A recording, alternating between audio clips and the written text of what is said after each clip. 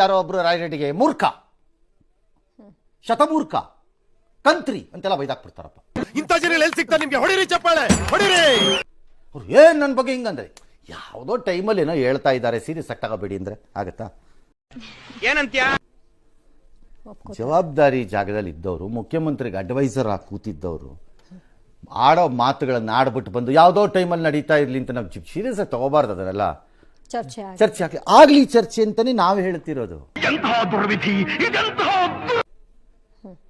ಆಗ್ಲಿ ಚರ್ಚೆ.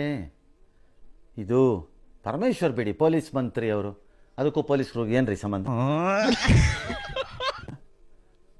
ಬ್ಯಾಲೆನ್ಸ್ಡ್ ಆಗಿ ಎಸ್, ಈ MTV ಸಿಟಿ ಯುಗದಲ್ಲಿ ಖುಷಿಯಾಗಿರುತ್ತೆ.